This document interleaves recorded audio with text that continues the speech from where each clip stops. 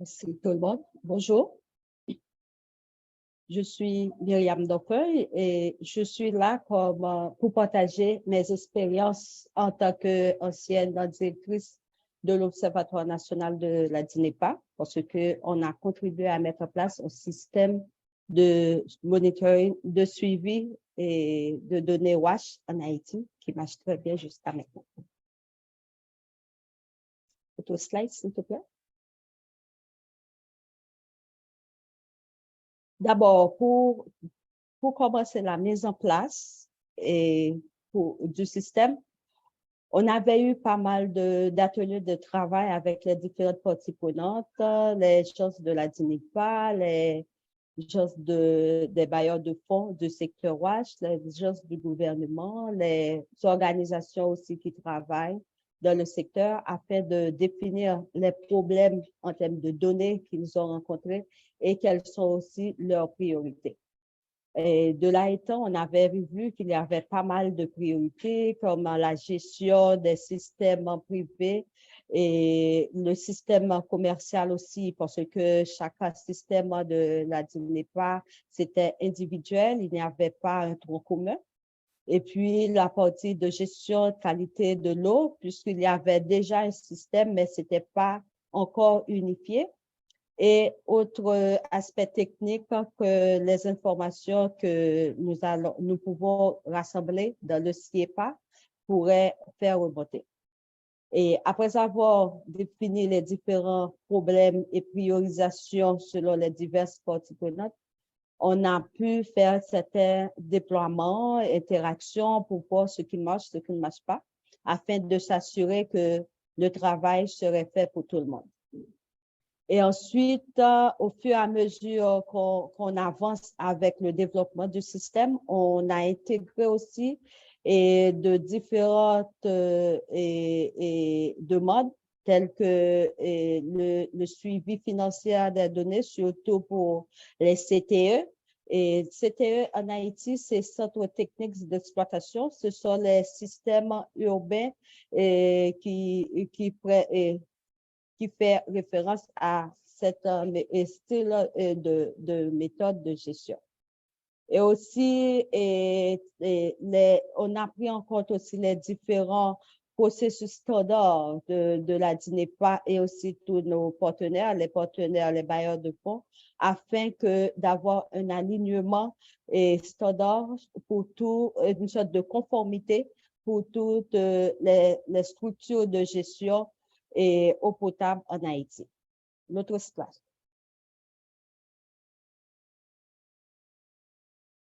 Le système est intégré. On parle de système intégré parce qu'il y a plusieurs types de données. Il y a des données sur la gestion des systèmes d'eau qu'on appelle communément en Haïti SAEP, système d'approvisionnement en eau potable. Il y a aussi des suivis qu'on fait sur la partie WASH dans les institutions publiques, les écoles, les centres de santé, les marchés publics. On collecte aussi ces données pour suivre et la gestion de ces institutions-là et répondre à leurs besoins. Et aussi sur la fonctionnalité des différents points d'eau au niveau national, parce que le système SIEPA pour le niveau national, c'est décentralisé parce que la DINEPA travaille au niveau des 10 départements du pays où il y a des représentants au niveau des différentes communes et ce sont ces représentants au niveau communal qui collectent ces informations et nous envoient ça à travers la plateforme MWater qu'on a utilisée pour asseoir le SIEPA pour remonter ça mensuellement pour certaines informations et pour d'autres informations, par exemple, l'inventaire des points d'eau en termes pour faire ressortir leur fonctionnalité, ça se fait annuellement. Et je profite aussi pour dire que les données collectées pour l'inventaire des points d'eau, ce sont ces données-là qu'on utilise pour calculer les indicateurs qui seraient servis à alimenter l'ODD 6.1 en termes d'accessibilité, qualité et la disponibilité de l'eau. Et pour l'assainissement, les deux indicateurs qu'on a pour l'instant pris en compte, ou bien à l'époque que j'étais à la DINEPA, qu'on avait pris en compte, c'était des indicateurs en termes d'accessibilité et le transport et le traitement des baux.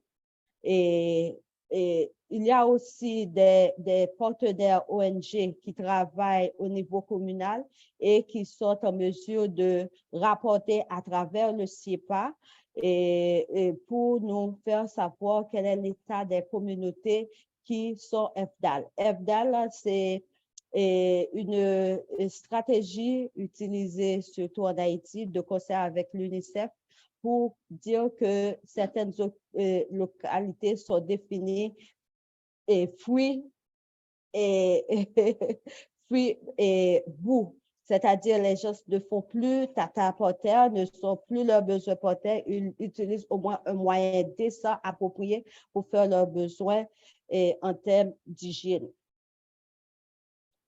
L'autre slide.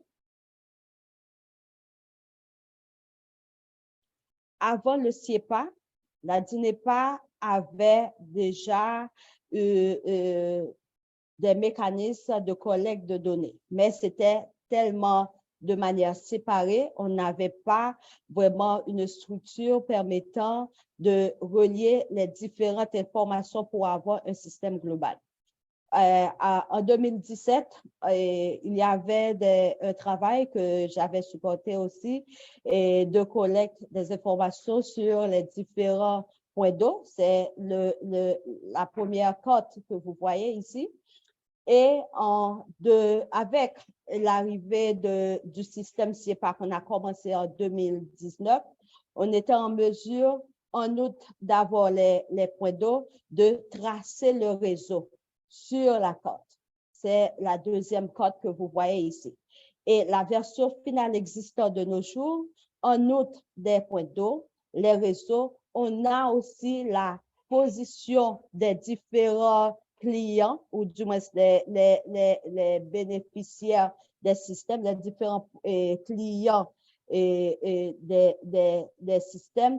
Et aussi, on peut faire ressortir quelle zone qui est beaucoup plus, qui a une forte densité, ou en termes d'action, le gouvernement pourrait s'intéresser pour agrandir ou du moins apporter de l'eau à ces populations-là.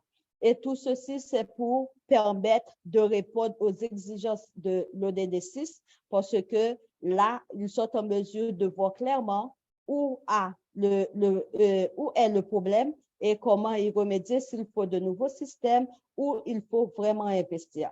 Là, le CIEPA sert comme guide de décision pour permettre au gouvernement et aux partenaires, aussi les bailleurs de fonds du secteur WASH, de se positionner afin de répondre à l'objectif de l'ODD 6 qui est de permettre à toutes les gens, toute la population d'avoir accès à l'eau en toute sécurité.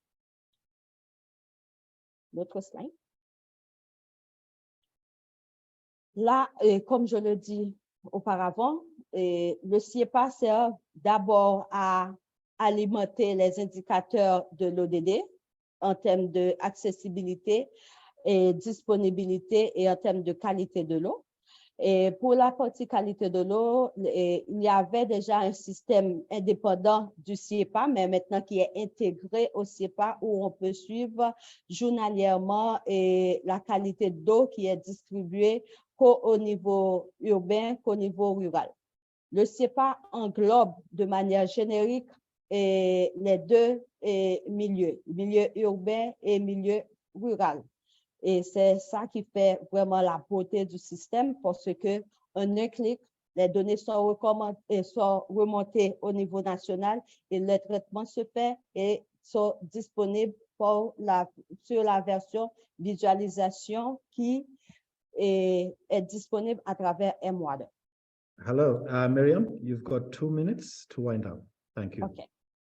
Et les données qui sont collectées, ils servent d'abord à faire des rapports mensuels à toutes les parties prenantes, qu'au niveau de la DINEPA, des partenaires, ils peuvent utiliser ces informations pour suivre aussi la performance du secteur et prendre des décisions. L'une des choses qui a été faite juste avant mon départ de la DINEPA et en septembre dernier, c'est que ces données ont été utilisées pour monter de nouveaux programmes pour le secteur, surtout pour le milieu rural. Je sais qu'avec la Banque mondiale, la BID aussi utilisait ces informations aussi pour asseoir leurs décisions afin d'aider à l'atteinte de l'objectif 6 qui est donner accès à l'eau en toute sécurité à la population, incluant les gens du milieu rural.